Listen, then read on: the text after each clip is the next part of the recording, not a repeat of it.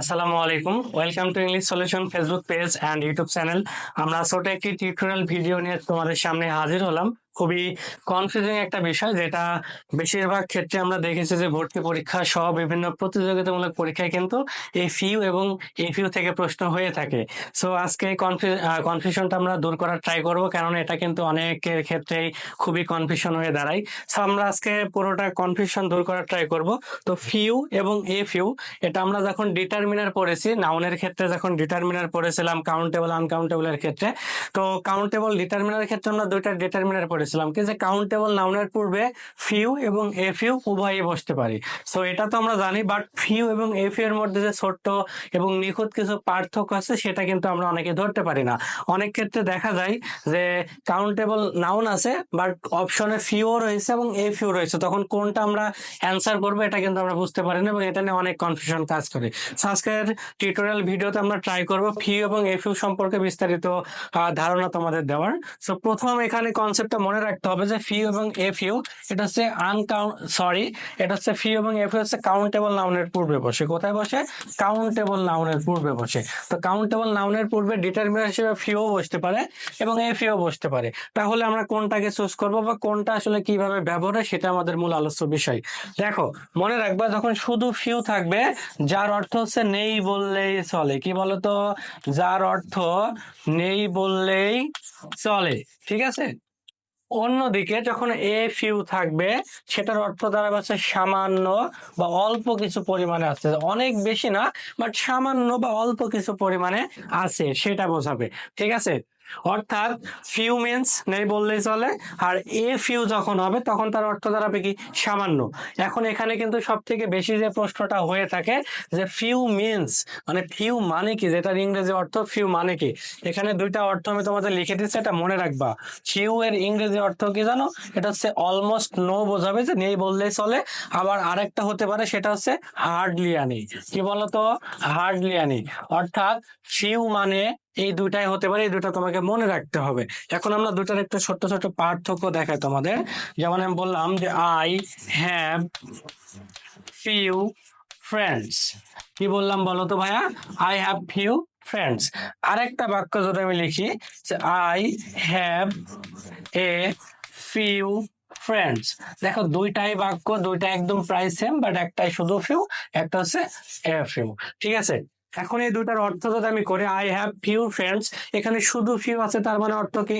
যে এখানে আমার বন্ধু নেই বললেই চলে। অর্থাৎ I have almost no friends.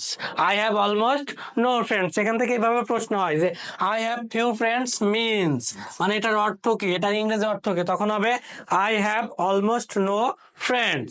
অন্যদিকে দেখো, I have a few friends, এটার অর্থ কি দাঁড়াবে ভাইয়া? এটার অর্থ দাঁড়াবে হচ্ছে আমার কয়েকজন বন্ধু আছে, খুব বেশি না, আবার একেবারেই নাই এমন না, অল্প কয়েকজন বন্ধু আছে। অর্থাৎ সহজ কনসেপ্টটা কি বলতো ভাইয়া? যখন শুধু ফিউ থাকবে, যেটার অর্থ নেই বললে চলে, অলমোস্ট নো অথবা হার্ডলি আনি, আর যখন এ ফিউ থাকবে, তার অর্থ কি দাঁড়াবে? যে সামান্য বা কয়েকজন বা অল্প কিছুজন বন্ধু আছে। এবং এটার মূল কনসেপ্ট হচ্ছে তোমাকে এটা আনকাউন্টেবল নাউনের পূর্বে বসবে। আমরা আরো একটা তোমার কনফিউশনাল বিষয় একটু দেখো, যে লিটল ভার্সেস এ লিটল, এটা কোথায় বসে? প্রথম কনসেপ্ট হচ্ছে এটা আনকাউন্টেবল নাউনের পূর্বে ডিটারমিনার হিসেবে এই দুটাই বসতে পারে, ঠিক আছে। একইভাবে এটা আনকাউন্টেবল নাউনের পূর্বে লিটলও বসে, আবার এ লিটলও বসে, বাট এই দুটার মধ্যে আবার পার্থক্য তোমাকে মনে রাখতে হবে, যে এই দুটার মধ্যে আবার কি পার্থক্য কি কি। একইভাবে শুধু লিটল যখন থাকবে, শুধু লিটল যখন থাকবে, সেটার অর্থ হচ্ছে অলমোস্ট নো, যেটা একটু আগেই বললাম। আবার আরেকটা হতে পারে হার্ডলি আনি। কি হতে পারে?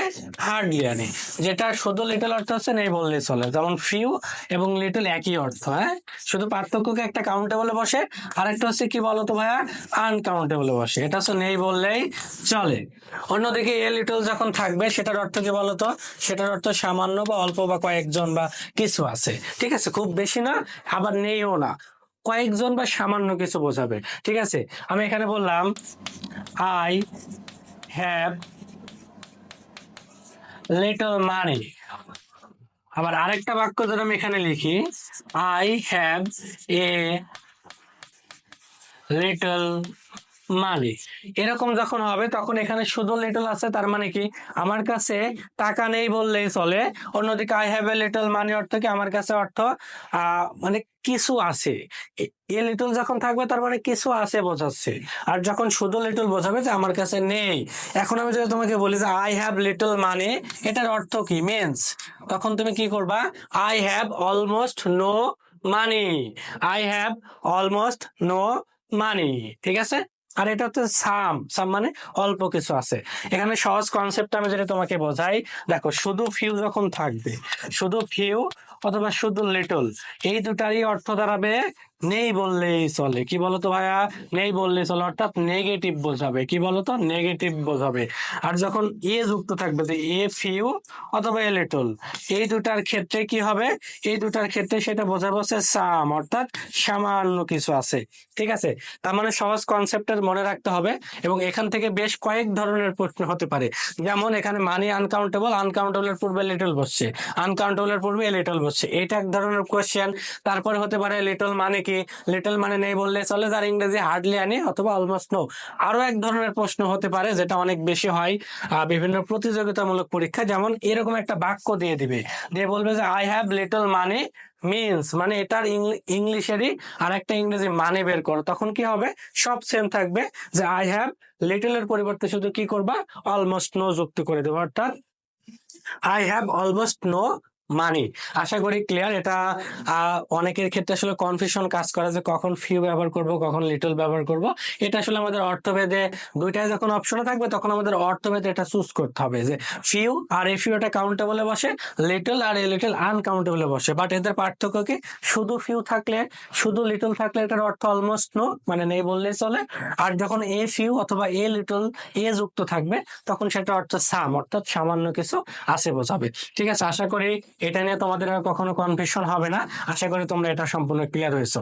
সো এরকম নিয়মিত টিউটোরিয়াল ভিডিও পেতে আমাদের ফেসবুক পেজ এবং ইউটিউব চ্যানেলটি তোমরা সাবস্ক্রাইব করে রাখবা। পরবর্তীতে আবার কোন একটা কোন একটা টিউটোরিয়াল ভিডিও নিয়ে তোমাদের সামনে হাজির হবো।